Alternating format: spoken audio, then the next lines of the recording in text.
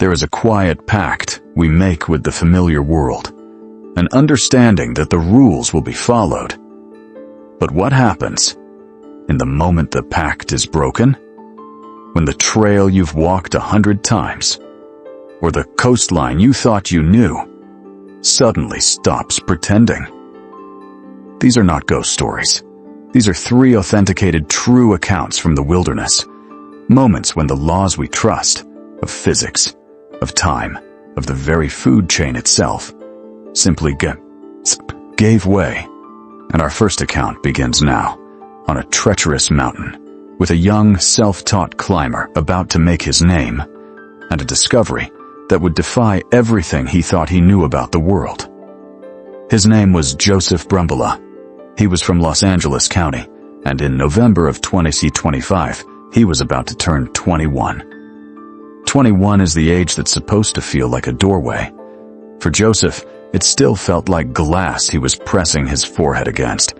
He hadn't grown up in a family of climbers, hadn't gone to schools where people talked about summits over summer break. He was self-taught, a quiet kid in a small room, learning from strangers' hands on a screen. Long after the house went still, he would sit with his laptop open, the blue light flattening his face. A tutorial would show a gloved hand swinging an ice axe, or a climber moving across a snow slope. He'd drag the progress bar back a few seconds, watch the same motion again and again, until he could mimic it in the air. Pause. Rewind. Try to memorize the way real climbers moved, the words they used, the gear they trusted. He called himself an underdog, but what hurt wasn't the word. It was how alone the learning felt. So when his 21st birthday crept closer, he decided the celebration had to be proof. Not a party, not a cake. A line he could cross. He chose a solo winter attempt on Mount Whitney, the tallest mountain in the contiguous United States. Turning 21 would mean standing on that summit. He bought himself one thing he could afford to make that feel real. A shiny, new ice axe. He turned it over in his hands in his room, the metal catching whatever weak light there was. To anyone else, it was just a tool. To Joseph, it was a ticket. A way to stop feeling like the kid watching from the dark, and start feeling like one of the people in the videos. He began his ascent on November 10th. The mountain he met was not the one from his summer hikes. In winter, it felt older, less interested in him. Wind came barreling down the slopes, not just cold, but solid, like a wall that met his chest. He had to lean his weight into it just to keep moving. When a gust hit, his hood snapped against his ears, and the noise filled his head. A high, constant shriek that made it hard to think. The skin around his nose and cheeks burned, then went numb. Each breath stabbed his lungs, then drifted out in a thin, icy cloud that the wind tore away. The snow was the strangest part. It wasn't the soft, yielding powder he knew. The snow under his boots didn't squish. It crunched. It was hard, almost like concrete. Each step landed with a sharp, cracking sound, as if he were walking on a sky made of broken stone. Sometimes, his crampons scraped and slipped before biting. The vibration shuddered up through his feet into his shins. The air was so dry his lips split when he breathed through his mouth, and his gloved fingers felt thick and clumsy on the axe, as if the mountain had quietly added weight to everything he carried. Altitude began its quiet work. A dull headache settled behind his eyes, and stayed there, like a thumb pressing from the inside. His thoughts grew slow around the edges, as if someone had poured cold syrup through his brain. Simple things, checking his footing, measuring how tired he really was, took a fraction longer than they should. He noticed, in flashes, that he was making different choices than the Joseph in his room would have made. Rest breaks crept farther apart because stopping meant feeling the cold sink into his body. The skyline above him looked close, deceptively close, and he caught himself thinking, just a little more. I'll rest at the top. even though he knew better than to bargain with altitude. Once, he realized he'd been climbing for what felt like half an hour and couldn't remember passing any of the landmarks he'd studied on the map. Time had thinned out, stretched into something unreliable. Every time dizziness brushed the edge of his vision, every time his legs shook under him, he let his gaze drop to the ice axe strapped to his pack. The new metal, now dusted with frost, was a reminder of all those nights in front of a screen. It was proof that this was the version of Joseph who kept going. So he did. Eventually, step by step against the wind, over the concrete snow, through the rebellion of his own body, Joseph Brambila reached the summit of Mount Whitney. The world up there was small. Rock, sky, and a thin strip of horizon blurred by ice crystals. He was swaying slightly, boots planted wide for balance. Witnesses later remembered how he moved like someone walking on a ship's deck, knees bending to an invisible swell. In the thin, frigid air, he fumbled with the summit logbook, the pen slipping once between his fingers before he caught it. It took him longer than it should have to write his name.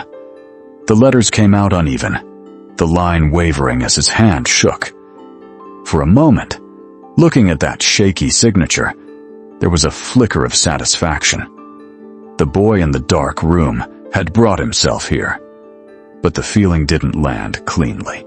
It came tangled with nausea, with the distant, hollow thud of his heartbeat in his ears, and a sense that the sky was too close, pressing down. Standing there at the top of the world, he was spent in a way that went beyond tired legs. The climb had stripped him out, muscle by muscle, thought by thought.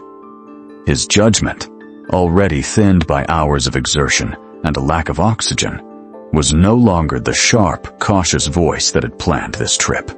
Up here, the mountain wasn't the only thing he had to navigate. Now, he had to find his way back down, with a body on the edge, and a mind that, quietly and without drama, had started to slip away. And the thing that would kill him didn't look like danger at all. Not a storm rolling in, not a cornice about to go, just a single, simple thought in an exhausted brain. There has to be a faster way down. Up on the summit with Joseph was the only person who can tell us what happened next. Another, more experienced solo hiker, Luis Buenrostro. In his later interview with the LA Times, Luis remembered the two of them sharing a brief nod in the thin air. The tired recognition of people who've just fought the same mountain. The view from up there is a dangerous thing. A sea of silent, jagged peaks under a cold, clear sky, stretching out forever. After hours of grinding upward, it can whisper that the hard part is over now, that down must be simple. Joseph, lightheaded and unsteady, was already believing it. Yet the wind tells a different story. It never stops, skimming heat off your gloves, stinging your cheeks, reminding you that you are only a temporary guest. According to Luis, he started getting ready for the long walk back the way they'd come. The arduous, winding trail down the western side, the safer, known path. He nodded toward it, an unspoken offer. We go this way. Joseph, though, wasn't looking at the trail. His eyes were locked on a steep chute of ice and rock dropping almost straight down. The east-face shortcut called the 99 Switchbacks. By then, his exhaustion lived in his body. His legs trembled even standing still. His fingers fumbled with his zippers.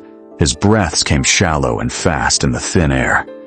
The edges of his vision felt narrowed, the whole world pressing on him, begging for the day to be over. He pointed down the chute. I'm going that way, he said, his voice thin in the wind. It's faster. I can just slide. Luis later told reporters he realized immediately what Joseph meant. He looked from Joseph's drawn face to the chute and back again, and saw not a shortcut, but a trap. I wouldn't, he remembered saying, calm but firm. The trail is long, but it's safe. That chute, it's pure ice today. It's not worth the risk. He tried once more, pointing his trekking pole toward the marked trail. You're tired, man. Take the safe way. You'll get down. Just slower. Joseph gave a small, tired shake of his head. Not bravado, just tunnel vision. No, he said. I'll be fine. I'll be down in no time. Luis remembers a final nod, a quick, weary goodbye from the stranger he'd tried to talk back to the trail. Then Joseph turned into the wind and stepped toward the chute, disappearing over the lip of the east face. Everything we know about that summit exchange comes from Luis Buenrostro's testimony, the last witness to Joseph Brambila up there. It was the last time anyone saw him alive. When Joseph still didn't come back, the report was filed.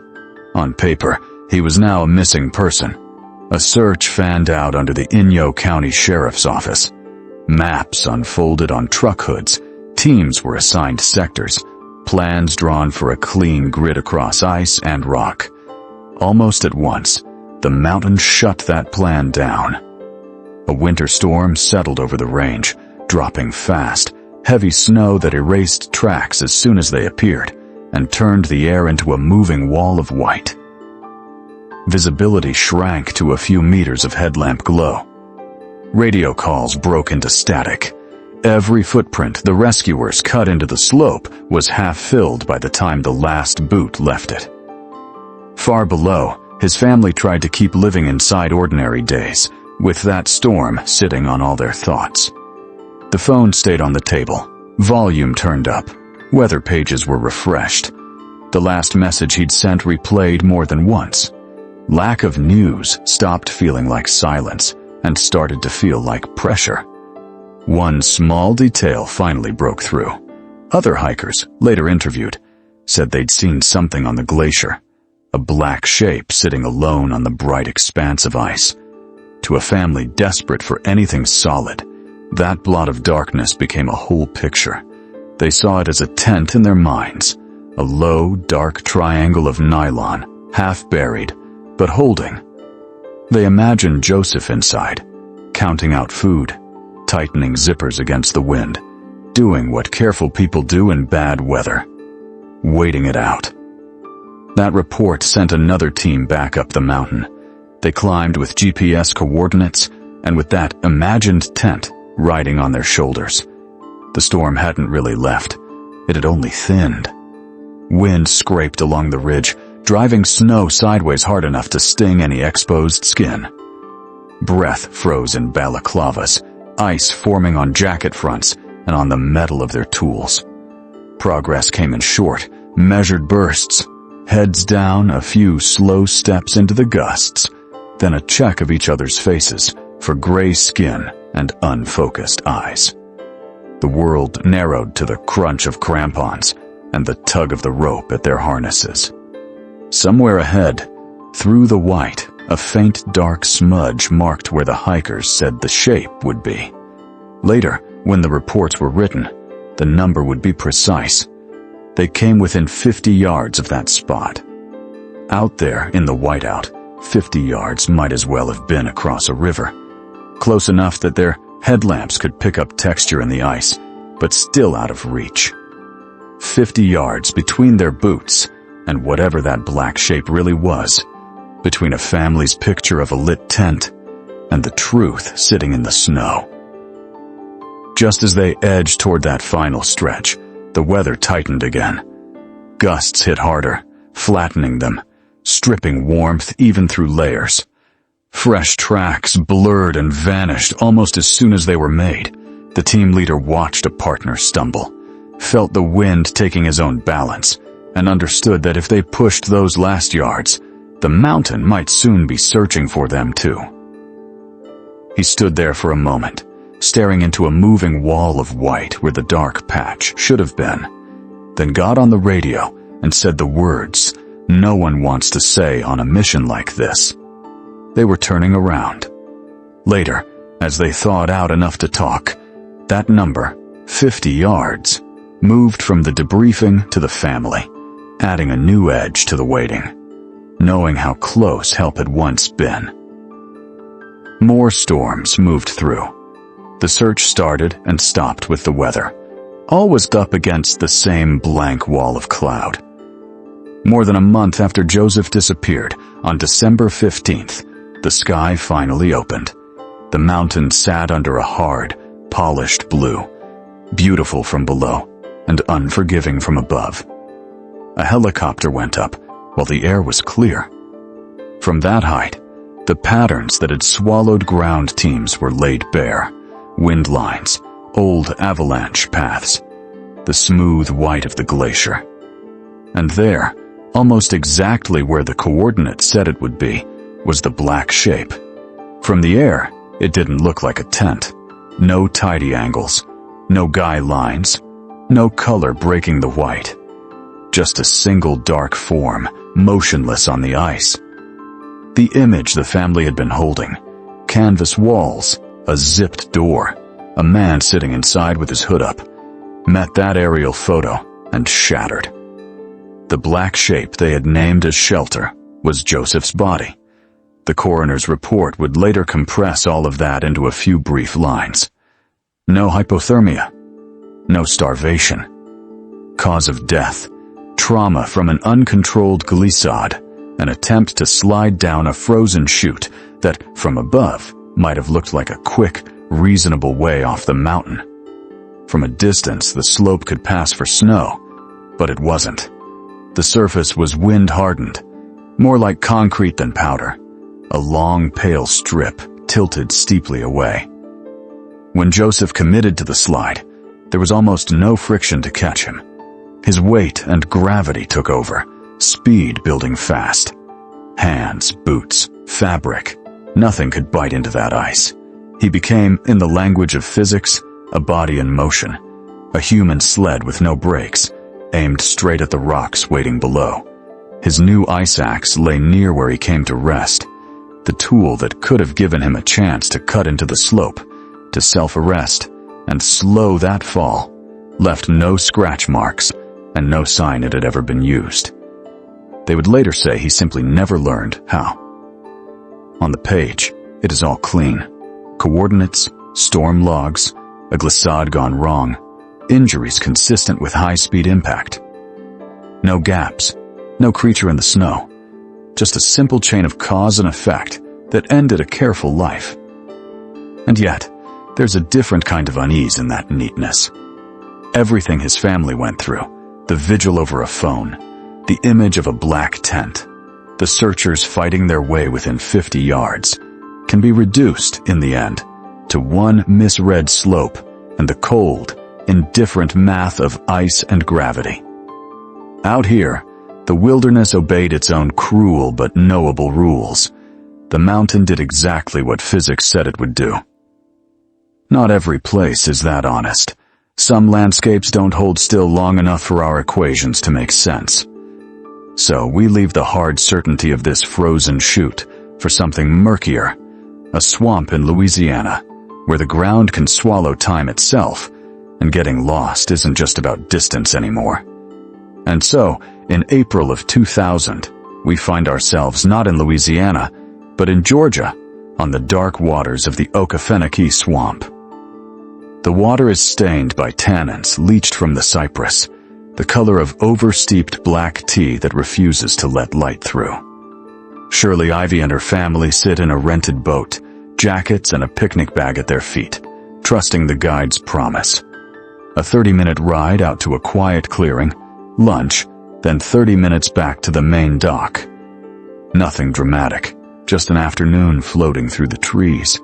But out here, time stops caring about itineraries.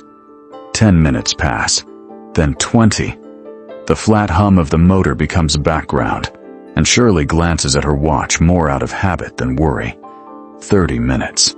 They should be easing up to shore. Instead, the swamp keeps unspooling. She checks again. 45. The trees along the banks blur into copies of each other. Same torn strip of bark, same loop of gray moss, the same crooked trunk leaning over the channel like a question. She catches her husband's eye. He frowns at his own watch, then toward the guide at the helm. The man doesn't say anything, but his shoulders sit a little higher, tighter. An hour. She tells herself there has to be a simple reason. Maybe the engine is running slow today. Maybe they veered onto a longer, more scenic loop. Maybe she misheard the time. But the ticking inside her chest no longer matches the lazy drift outside, and a thin, metallic awareness slides in. Something about this easy little ride is quietly wrong. When the boat finally noses up to the picnic landing, the scene waiting for them doesn't match the lazy afternoon she'd pictured. 2 young men are already there, not lounging with coolers and towels, but moving with clipped, jerky urgency. Gear is being shoved into bags, not packed. One of them drops a thermos. He doesn't even look at where it rolls. Their voices are low and fast, not the bored chatter of people ending a pleasant lunch, but the brittle, too bright tone of people trying very hard not to sound afraid. As Shirley steps onto the dock, the swamp heat feels suddenly heavier, like a hand on the back of her neck.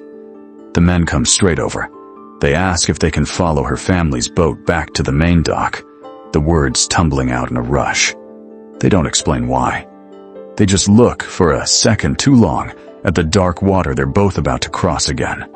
They push off together, 2 small boats carving twin wakes through the black tea water.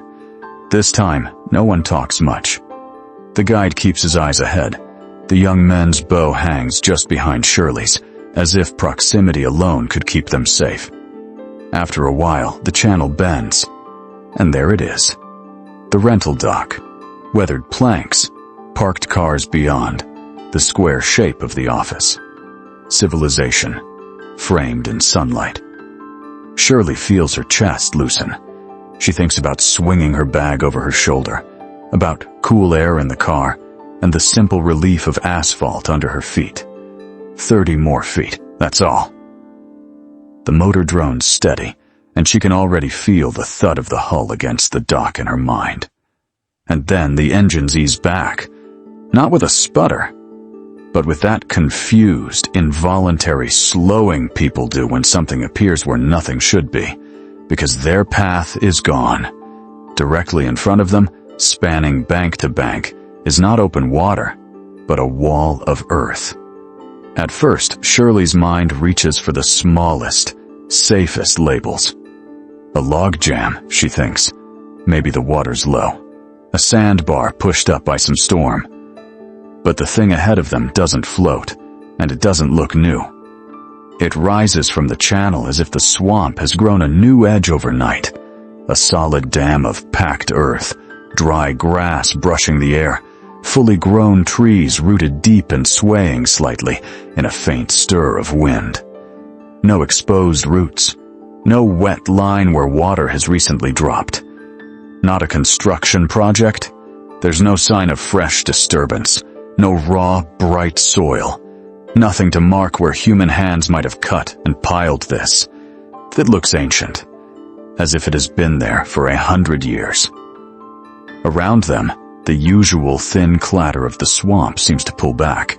The water presses, dark and flat, against this new shoreline, and then just waits. Her earlier explanations, slow engine, wrong turn, scenic detour, misheard time, fall away one by one. Useless here. The boat sits motionless, nose almost kissing the impossible bank. Somewhere behind her, one of the young men whispers a curse, too soft to fully break the hush. 30 feet from the rental dock, from their cars, from the map that insists this channel is open water, Shirley Ivy and 2 strangers hang suspended in a swamp that has, for one long breath, decided to ignore every rule they trusted. And in that gap, between what the world is supposed to be and what it is right now, the rational part of her life quietly tears down the middle. For a long time, nobody moved. They just stared. The air felt heavy and still. Even the insects kept droning, indifferent to the way the world had just come apart. 30 feet of open water. And then, a wall of ancient earth. And that's when they saw it. Down the channel, a small canoe appeared. In it, an elderly couple, paddling with a slow, practiced rhythm. Their strokes were lazy, almost drowsy, as if they'd done this 1,000 times. Shirley felt a surge of desperate hope slam into her chest. She lurched to her feet, arms slicing the air. "Stop! Turn back! You can't get through!" Her voice cracked on the last word, thin and ragged. The sound went nowhere. It just dissolved into the swamp, swallowed by distance and humidity. The couple didn't look up.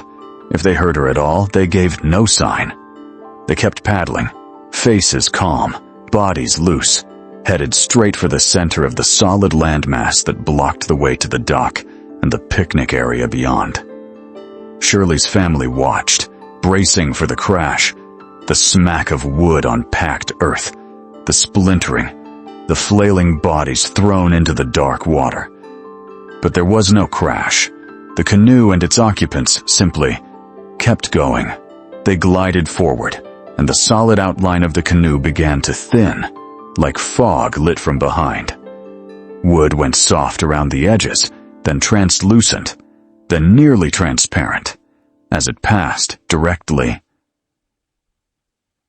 through the trees, through the roots, through the solid earth. For a heartbeat, the couple were a pale, ghostly image laid over the hill of dirt and trunks. And then, nothing. They were gone, as if the wall and the water belonged to a different reality than they did. Silence dropped over the boat again, heavier this time. Shirley could hear her own breaths. Too fast, too shallow, loud in the quiet. She sat down without meaning to. Her knees simply gave a little, and the bench caught her. Her heart hammered against her ribs, then stuttered as her mind tried to grab at explanations. Reflection. Heat. Shimmer. Some trick of light between the trees. Each thought rose and fell apart before it finished forming. What stayed was just one frozen picture. Two old people, paddling straight into a hill and fading like smoke. The channel no longer felt simply blocked. It felt like the rules underneath this place had slipped. Ahead of them, past that impossible rise of earth, lay the short strip of water that led straight to the dock and the picnic area. Behind them, the narrow channel wound back into the wider swamp they'd been exploring all afternoon. "There's only one thing we're doing," Shirley said at last, her voice low and tight. "We're going back, away from that." She told herself that if they could just get a little distance from the wall, they'd think. Maybe find some other way to the picnic area, anything but staying here. With a shared, unspoken terror, they swung the boat around, so the wall was at their backs, and started retreating the way they'd come. The journey away from it felt different. The air seemed to move again, a faint stir of breeze touching the water, as if something unseen had unclenched. The motor's hum sounded too loud in the narrow channel. The kids whispered behind her, and then stopped, as if speech itself was risky here. After a minute or two of slow, jittery progress, Shirley couldn't stand it. Drifting deeper into the swamp, knowing that impossible island was somewhere behind them, felt worse than turning to face it. "We're going to look at it one more time," she said, more to herself than to anyone else.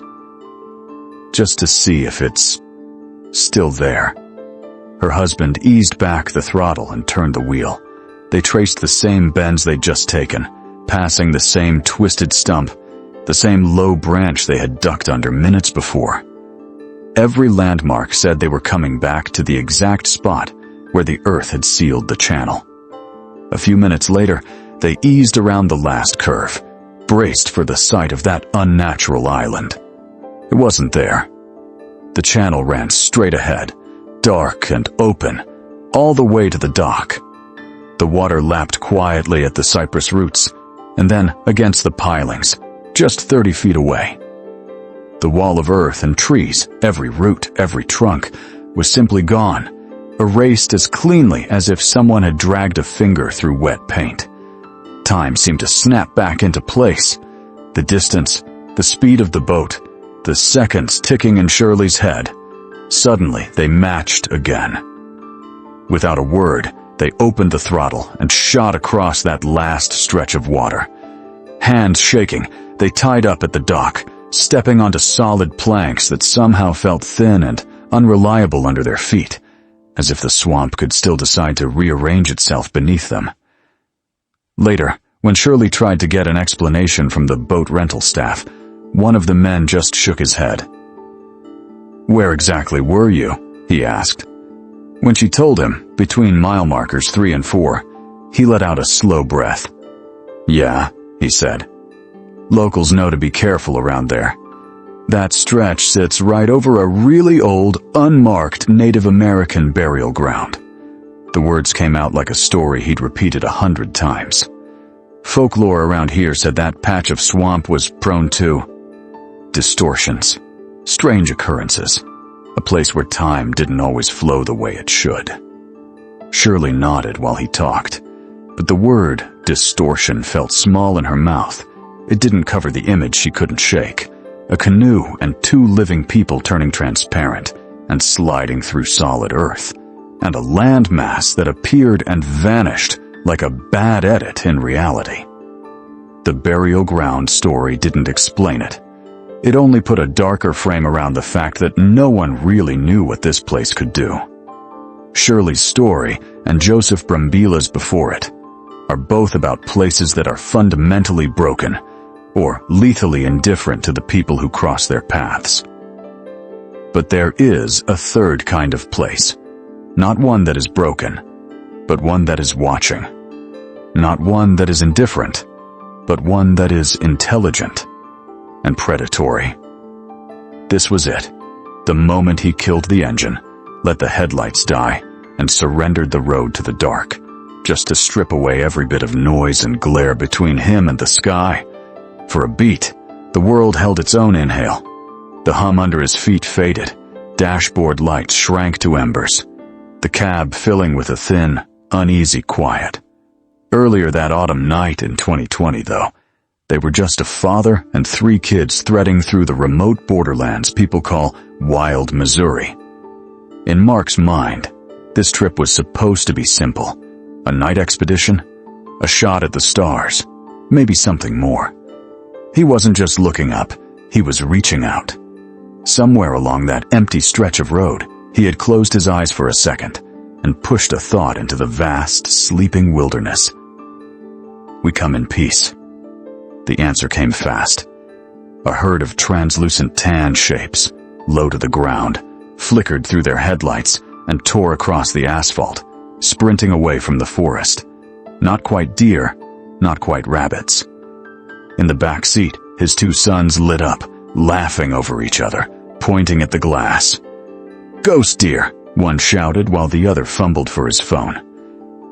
Josie didn't join in. 13.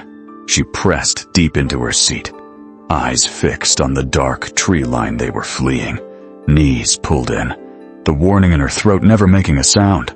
Her silence sat between them like a 4th child. Mark barely registered it. Moments later, a massive geometric block of white light snapped into existence low on the horizon.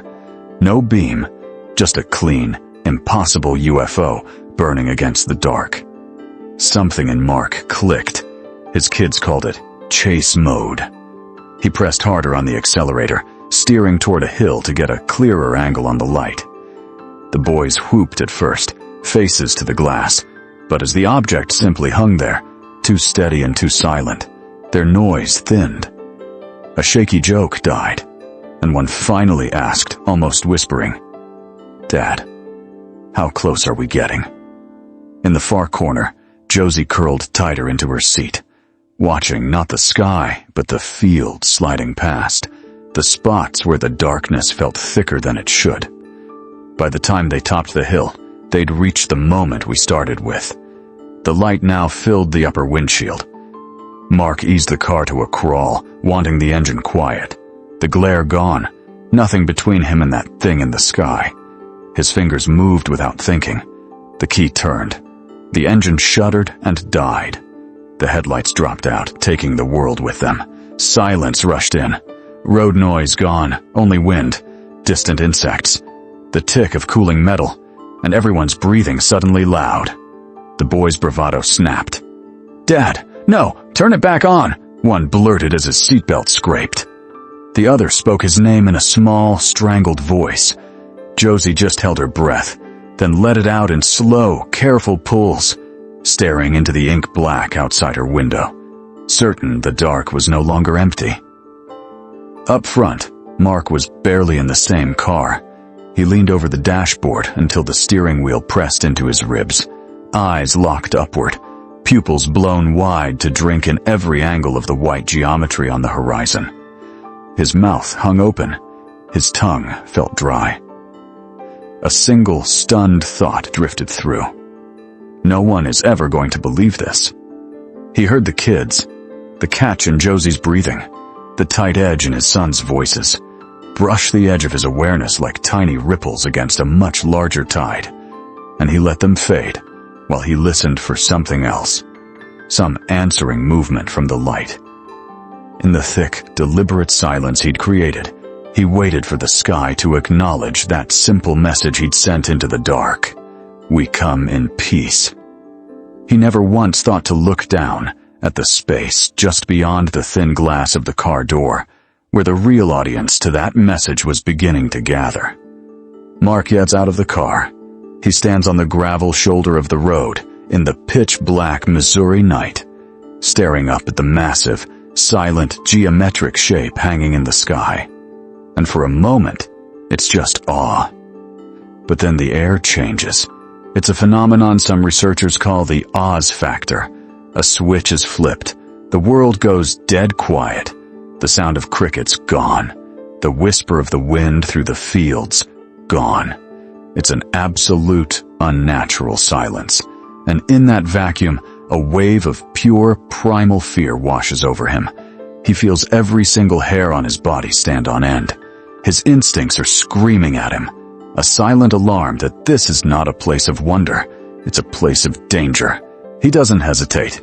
He dives back into the car, fumbling for the door handle, and in that split second, from the back seat, he hears his daughter Josie's voice. It's not a scream. It's a single trembling word. "Dad." That's all it takes. There are no questions. There is no, "What is it?" There is only the pure, undiluted terror in his little girl's voice. Acting on an instinct deeper than thought, Mark slams the car into drive and floors it. The tires spit gravel as the car lurches forward, rocketing away from that silent field, away from an unseen threat, into the relative safety of the night. Later, they are home. The doors are locked. The lights are on. The TV is murmuring, a comforting sound against the memory of that oppressive silence. To make sense of it all, Mark and his son Brody sit down with paper and crayons. They draw what they saw. A giant, white, geometric object. An intricate craft, hanging impossibly in the sky. It's their shared story, an attempt to document the impossible thing they witnessed together. And you think for a moment that this is the end of the story. A terrifying, but ultimately unexplainable UFO sighting. But then, Josie shows them her drawing. It's not the same. She's drawn the car, sitting by the side of the road. But she also drew what she saw out her window, in the field. From the darkness beside them, a thing is emerging. It's tall, maybe 10 feet. It's wide and fuzzy, with arms that hang far too long. And it isn't just standing there. It's not running away. In her drawing, it's sprinting directly toward the car. The truth lands with a horrifying thud. They weren't watching a UFO. They were being baited. While their eyes were turned to the heavens, captivated by the light. Something else, something from the deep, dark woods, was hunting them from the ground. First, we had a story where the laws of physics themselves seemed to turn against a man. Then, A story where the very fabric of reality, of time and space, broke down in a swamp. And now this. A chilling reminder that some lights in the dark aren't a sign of visitors from above. They are a trap, set by predators from below. A betrayal not of physics or of reality, but of our place on the food chain. A betrayal of physics, a betrayal of reality, and a betrayal of our place on the food chain. 3 stories that began in familiar territory and ended somewhere else entirely. Joseph's story on the mountain showed us that the wilderness doesn't need monsters to be monstrous. That simple, unforgiving physics is more than enough to betray all our preparation, all our confidence.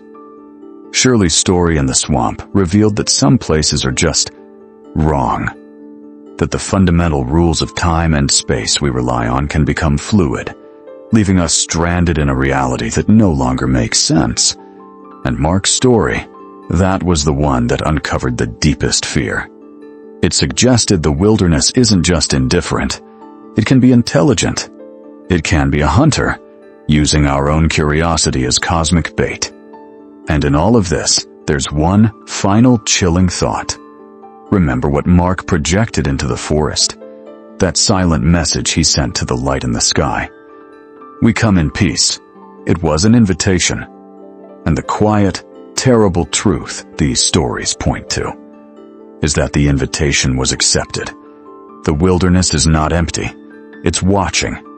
And the only question that matters is, what happens when it decides to look back? 3 stories.